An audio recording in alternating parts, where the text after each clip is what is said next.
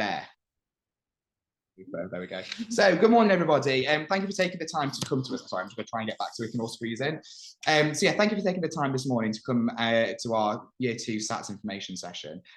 Just throughout this morning, we're just going to kind of go through what the assessments are like within Year 2, just so you've got an idea of what's going to be coming up over the next few terms, and just kind of see what ways you can support your children at home as well, and see what we'll be doing at school to support them as well. As you can see, we've just pressed record on the video. So if you don't want your face to be on the recording, if you want to turn your camera off now, then that would be great. Thank you very much. So I'm just going to share the screen with you so if we can talk through it. And if you do have any questions at any time as well, please do stop us. We're happy to talk about it whilst we are answering any questions while we're on that slide. So please do do that. How do I do that? There we go. Super. Right. So I'll kick us off then. So this is just a quote here from an educator named Rita Pearson. And I think this... Sorry, I think we might have just lost the internet then. We'll just go through that again now. Sorry. Let's see. There we go. Okay, yeah. So, oh, is this working? I think so. Yeah? Maybe we lost everyone. I don't know, actually. Is anybody there? Can anybody hear us? I don't know what's just happened there with the internet. I don't know if it's just knocked us out. Would somebody else we can hear you now. Is that all right? Sorry, did it just drop out? Yeah, you did. Yeah, you froze and you went off. Oh, sorry about that. Sorry. That's fine. Oh, if it happens again, let us know and I'll try and pick up from where we got froze. So we'll give it a good go. So we were just talking about... sorry, I don't know. I don't know what's happening here. I feel like we've got more technical difficulties today than we've ever had before. It's Monday morning. It's a Monday, yeah. I think Zoom knows that as well. So this is a lady called Rita Pearson, who's quite an influential person, and she's got a TED Talks that I really love. I think it's just a great TED Talks, talking about what the role of an educator is, and it's about everybody in school being a champion for that child, giving them what they need to be the best they possibly can be. And for us, that's what we want to bear in mind throughout this presentation here as well. Although we're talking about assessments and what we'll be doing to assess the children throughout the year, it's not just about the assessments. There's more to the education than this. It's about developing them as children and making sure that they are well-rounded individuals who have managed to reach their potential in every single way, not just in their maths and their reading and their writing. It's about allowing them to flourish and to grow in more than one way. So although we are going to be putting the emphasis on this throughout this presentation, please do bear that in mind as well, because we've got a lot to kind of go through with this as well. So yeah, bear that in mind, please. Let's see the next slide. There we go. Over to Thomas. Yeah, so just really as Mr. Heason said, you know, we want to make sure they are those well-rounded individuals, and so by doing that we want to make sure that they've got that rich and varied curriculum. We put so much time into making sure that they've got everything that we believe that's going to push them forward.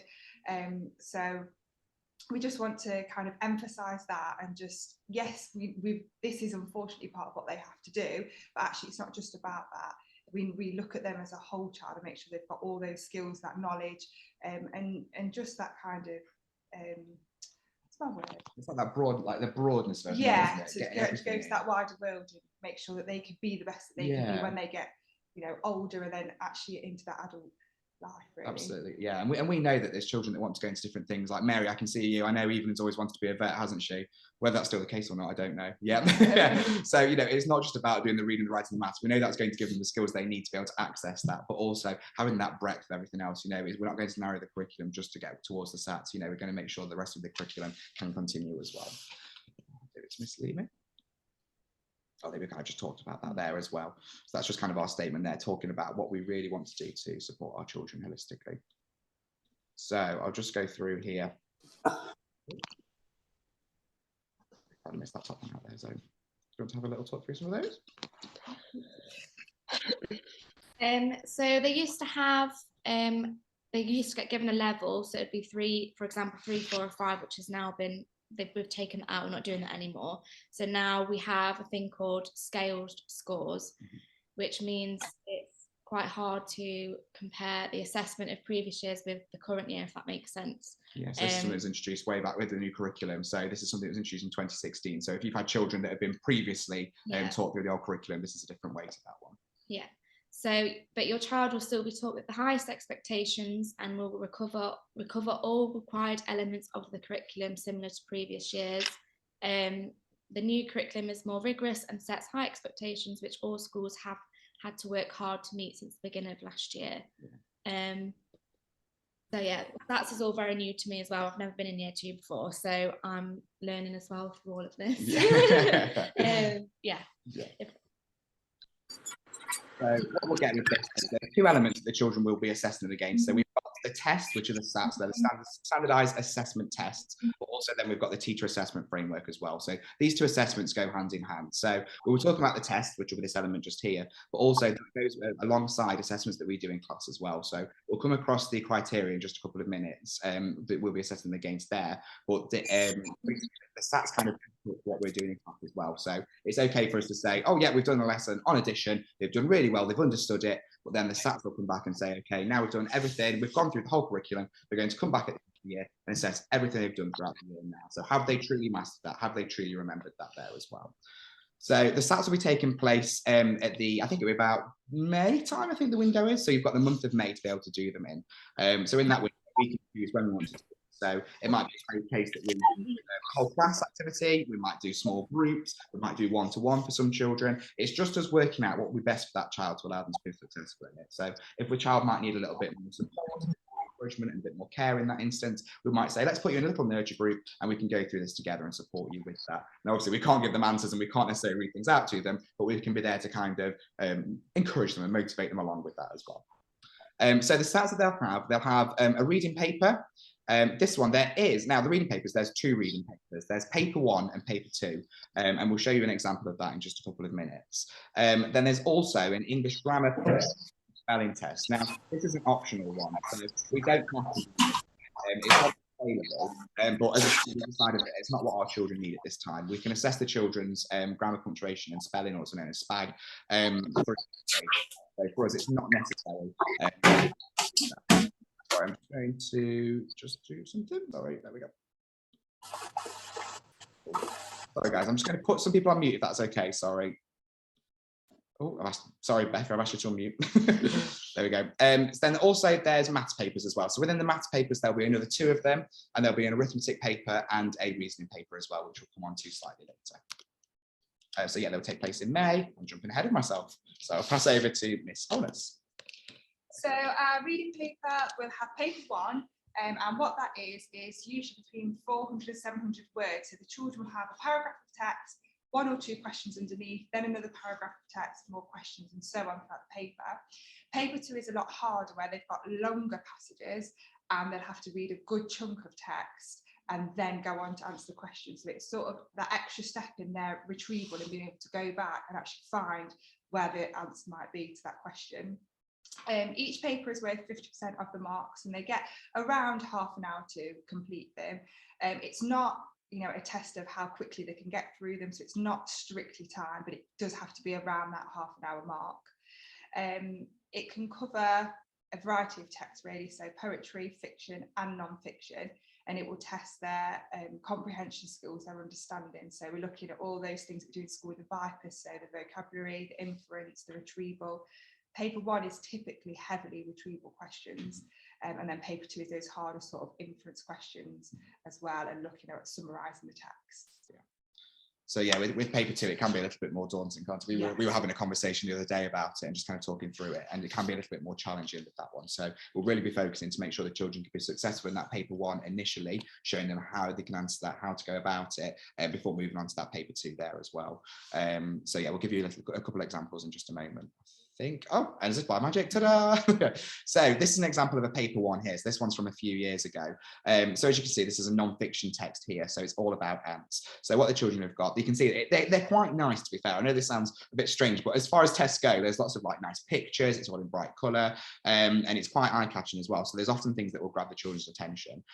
So this one's all about ants here. So as you can see, there's a section of writing just here, just a short little paragraph talking about ants, and then there'll be questions after that as well there. So here it says, what kind of animal is an ant? And the children will be able to go back and see where that information is. So it'll be over here, or it'll be over there as well, the way you can see that. You can see find and copy, so that's another type of question they'll be able to do. Ticking answers, so here there'll be a question, they've got to tick which one's most likely for them. So there's different ways that the children can answer the questions here. So it's not just about writing reams and reams of answers for it, there's different ways to be able to access that as well. So for them, if you're at home, you want to think about how you can help your children. If you're looking at things like non-fiction text, thinking about those, if you've got your boxes just here, think about what the subheadings mean, because also there's sometimes the answers might be within the subheadings. So just using that information that's about to be able to find and retrieve that information, just like Ms. Holness said. And here is the good old paper 2. So you can see how this one's slightly different with paper 2. So this one, there's quite a few paragraphs of information just here, and the questions will be linked to all of these. The questions just to the paragraph. Wait, let me try that one again. The paragraphs here will be linked to all of the questions that go alongside here. So what we do with the children, we kind of teach them different strategies to be able to find the information and to highlight what that means. So if I was looking at this first question just here, why did the king want to have the blackbirds? I'd be thinking about, right, what's the key word in here? I'm looking for the word king. So I'll be skimming through the text, see if I can go back, find that word king, read back and read around that bit of a sentence there as well, so the children know where that information is. And we also encourage them to get things like crayons out or a pencil and to highlight the important information so that they can see exactly what that is, and they're proving it to themselves there as well. So it's not just about answering it as you go along. You can also go back, read the text, go back and forth between the two as the child sees fit. So we'll teach them those strategies to be able to do that so they can be successful within that as well. As we've mentioned before, the weighting of it's 50-50. So those two tests together combined to give us an overall score. And as Miss Lehman said, that score's a scaled score, so it'll be out of 100. So they say that a child that will be at kind of expected, where you'd expect them to be within year 2, would be around 100 with our scaled score. We don't tend to send those home to you at the end of the year because they don't really mean a great deal. It's just part of our assessment process that allows us to be able to assess them all together. So that goes alongside the assessments we're doing for reading in class as well, if that makes sense. Oh, do you want to talk about the exemplification materials? Yeah. Yeah. So there's different examples of where a child might be within, whether it's working towards greater depth or expected, is that right? Yeah. So there's different examples. So can I click on this? Yeah, go for it. Let's have a little look. You might just have to stop the share and share again. Just have a little look. Sorry. That's what I do. Let's have a look. Or is it on the next slide? Is it on the next slide? Oh, maybe. It's all right, don't we? Just get that up. So if I try and just share that screen with you. I feel like we're all so proficient with Zoom until when COVID was around, and then COVID's gone and we're like, oh, is the internet working?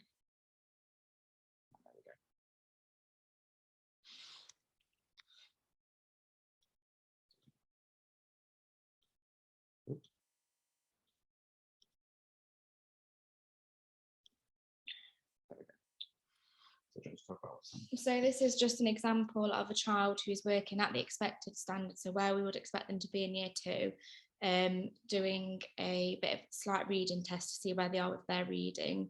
So it's about, she'll ask her questions, so it's about her retrieval, a comprehension of what she's reading, how fluent she is, and whether how much she's sounding out her words or what she's just blending and reading from sight. So if you have a quick look. Down. I wish I wasn't the squiffiest giant in town, he said sadly. But one day, George noticed a new shop.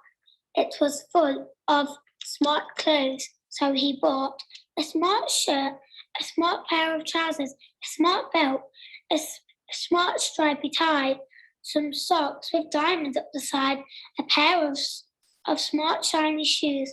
So you can see there she's quite fluent. She's not having to stop and sound out a lot of words, which will also obviously help with comprehension and retrieval. If a child isn't having to sound out all the time, then they can understand what they're reading a lot more. So she's quite fluent. She's got starting with a bit of expression there as well. So that's a really good example of where we'd expect to see a child in year 2 for reading. Yeah. At the end of the year. At the end of the year, sorry. Yeah, so if they're not there yet, don't worry, we're only 1/3 of the way through the year. So this is kind of what we'd expect them to be reading like by the end of the year.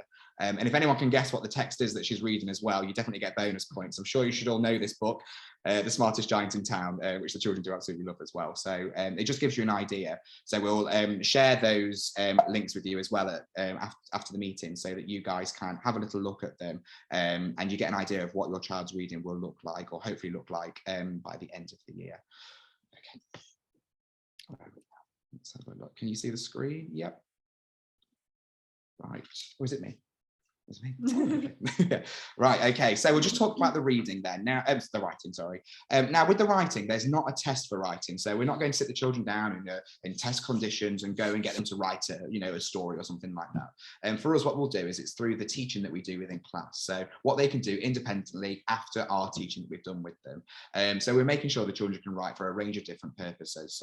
So far in the year, we've done a letter to Mr. Cuss, or one of the councillors for Derby City. We've done our Hansel and Gretel story. And there'll be various other things that we'll be doing. We've done a retell of when we went to Newstead Abbey. So there's various different opportunities for the children to write in. And through those pieces of writing, not just one piece, we'll be assessing their writing ability. So again, like Miss Lehman said before, the children will come out at the end of the year with either a working towards the expected standard, which is kind of saying that they've not quite mastered everything they need to be able to do to be where they should be for year 2.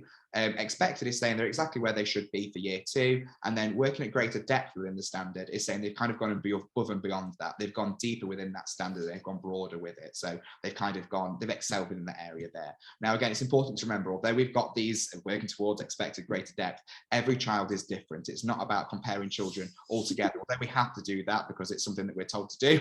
It's not about that. It's not about doing it in that way for us. We know that each child has their own set of targets that we want them to be able to work towards, and although this is what's expected for year 2, that actually they need to be able to write a simple sentence, and that's absolutely fine. So please do bear that in mind there as well.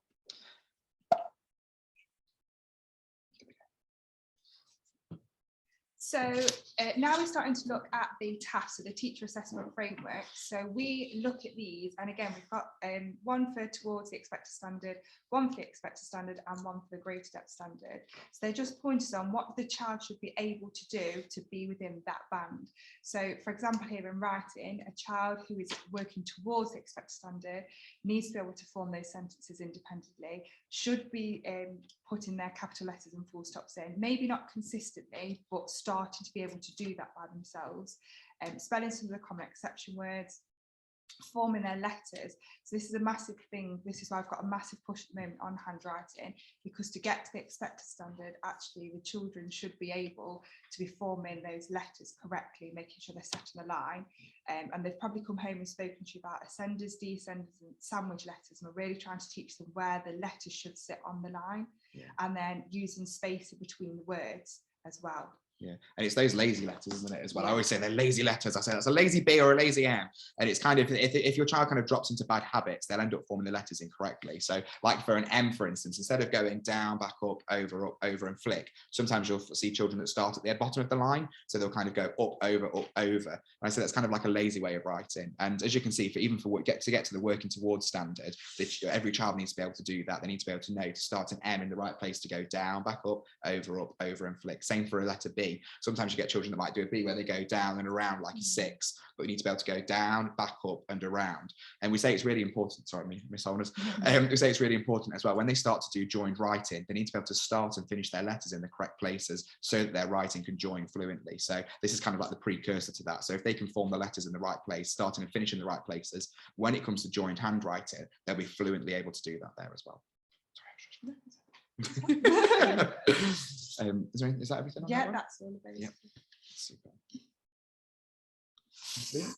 So to be working at the expected standard, they need to be able to write coherent experiences of those. So that just means that their writing makes sense, it's in order, it's not like flitting from idea to idea. They've got that in a nice, clear order, so their stories or their reports are really nice and easy to read. Again, capital letters, full stops, but it's just that level up now where it's most sentences instead of some. It should really be in most of their sentence. We want to see capital letters, full stops, and using all the punctuation correctly, like question marks. Being able to use present and past tense mostly correctly. So obviously we've done a lot of that in phonics at the minute, looking at the ed, bolt on, the ing, a plural. So that's where all of that now comes into play in their writing. We'd like them to see that they can say, Mr. Heatham walked to the shop, not Mr. Heatham walk to the shop, for example. So it's about them putting what all they've learned in phonics into practice now in their writing.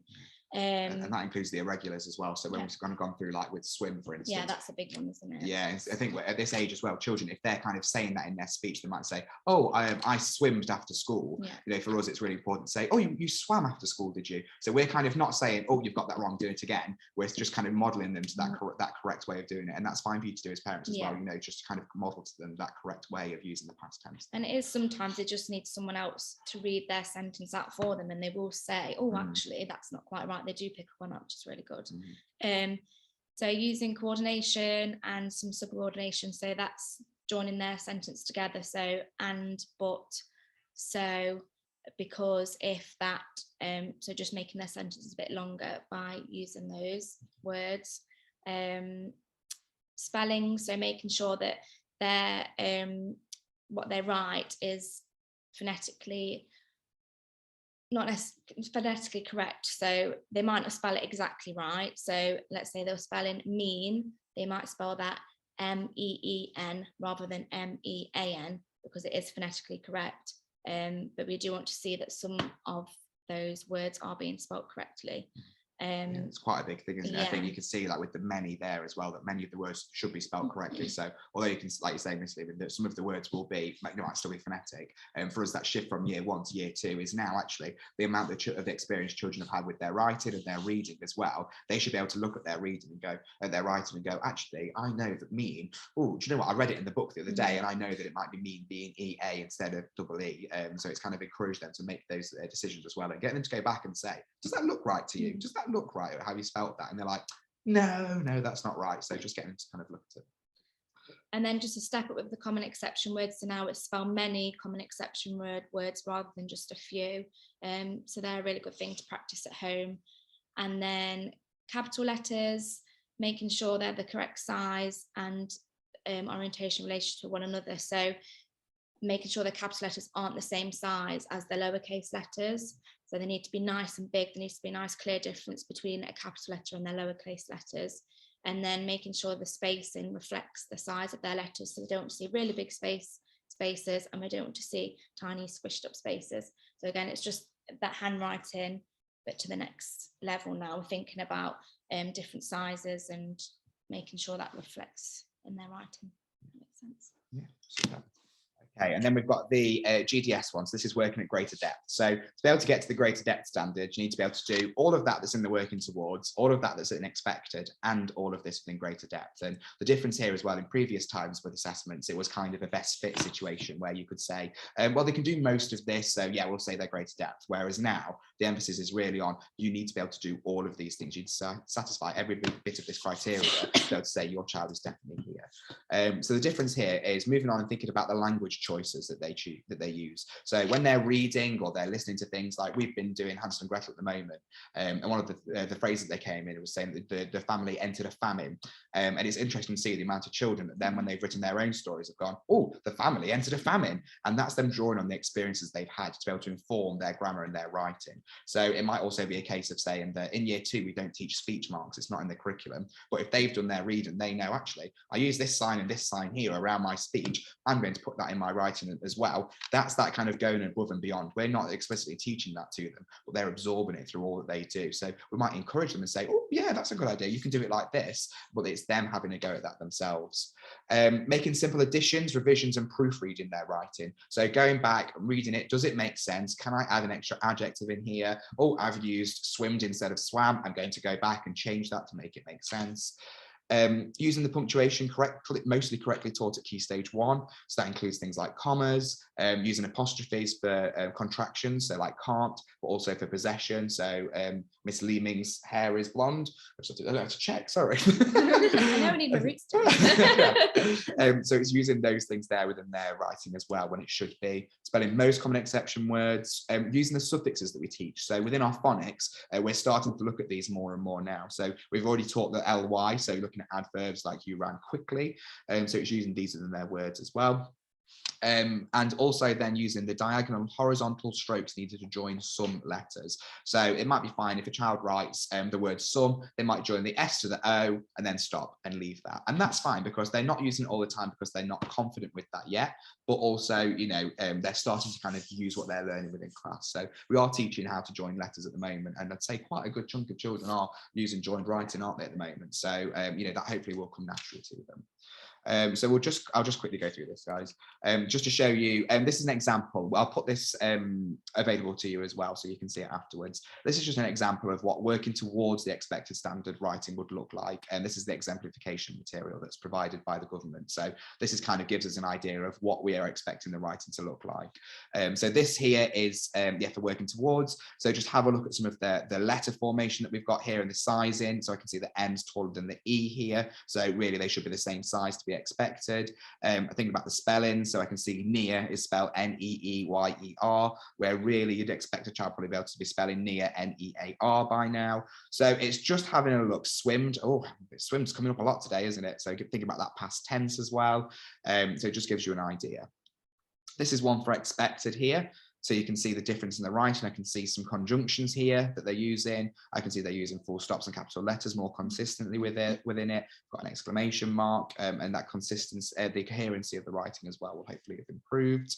And within greater depth, wow, I mean, this is a beautiful piece of writing. You can see the child's doing joint handwriting. You see they've made additions to their writing here. And I think when you have time to read through that content as well, which we could print off actually and send home to you guys, so you've got an example, you'll be able to see that the difference in the level of language choices as well. And you can see here we've got speech marks that the child's decided to use independently. We've got ly endings for the spellings. So yeah, this goes on quite a lot with this piece of writing because that's kind of where they're at within this point. So hopefully that just kind of shows you the differences between those. Okay. Okay, on to maths. So maths is quite simple to read in terms of there's a paper 1 and a paper 2. So paper 1 is our arithmetic paper, and then paper 2 is the one which we've got more of our reasoning questions, our problem solving. So paper 1 lasts for about 25 minutes and there's 25 marks for that one, and it covers all of the 4 operations. So we're looking at addition, subtraction, multiplication and division. And then they will then apply those skills in paper 2, but they've got lengthier, more word problems to answer. And that's a slightly longer paper, and they've got 35 minutes for that and 35 marks for each for the total paper. So there's sort of a mixture of things. They've got multiple choice questions. They might have matching questions. Say, for example, if there's a set of shapes, they might have the shape name down the side, and they might have to match those up. They'll have true and false statements. They might have to complete a bar chart or a table, and they might have to draw something as well. In paper 2, children sometimes will be required to explain or show their working out as well to gain those extra marks. So they might get the answer and have a point for the correct answer, but actually those extra marks will then come in when they can show that. And we do a lot of that already in class with the things like their jottings, and we've been using the number line recently. So actually we're already building those skills they can then apply later down the line. So this is an example of a bit of an arithmetic paper. So like Miss Horner said, it's calculations. So we're looking at addition, subtraction, multiplication, division, and there might be fractions in there as well. So with this one, there's nothing they have to read. There's no word problems. They just have to obviously read the calculation, the sum that's given to them, and figure out what needs to go in that box at the end. There's all that space underneath for them to work things out. So that's what we've done a lot of in maths, and what we'll train them up to do is thinking about all these different methods we've taught them now thinking which one works best for them and being able to use that in that paper.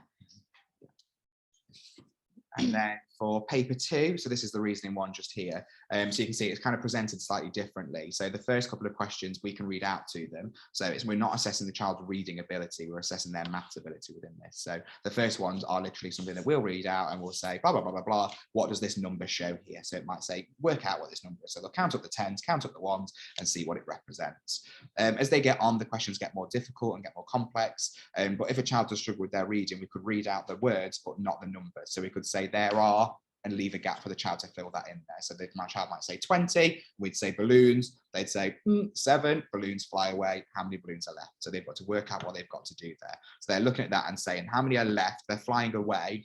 What have they got to do? Oh, it's going to be subtraction because the number's going to get less. The amount's got less to it. So they probably write down 20 take away 7, and they might do jottings and do that. They might use a number line. And like Miss Lima said, it's kind of them working out what method's best for them within that as well. There's also tick box questions there with that one. So these are just a few little things that you can do to help your child at home. I think reassurance is a massive thing for children. You know, we don't particularly as teachers like these tests, and especially the children, to have them sat in that situation having to do them, and actually a lot of nerves might come from that. But actually just that reassurance, we do all the time at school, that reassurance at home, that actually it's not something to worry about. You know, we have to do it as long as they try their best. That is all that matters.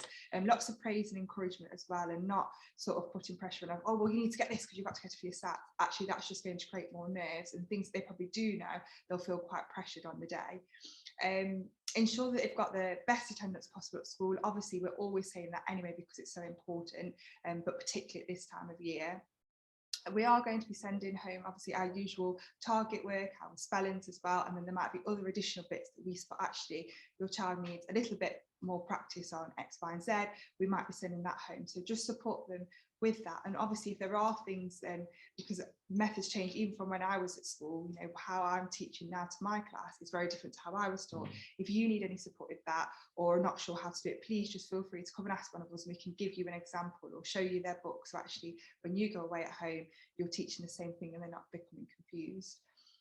Having those conversations about what they've learned, what book they're reading, and again obviously with the reading, talking about the characters of plot and just preparing them for those questions that actually they're probably going to experience in that paper. And then as we've just been through the exemplification documents, they're accessible to anybody on the internet, so we can send out that link, and they're there for reading, the writing and the maths. There's actually some really useful video links as well, so you can actually hear what a working towards child look like, hear what an expected child and a greater depth child, and actually there's some questions there that the members of staff might be asking that actually can support you at home further, with asking those questions to your children as well.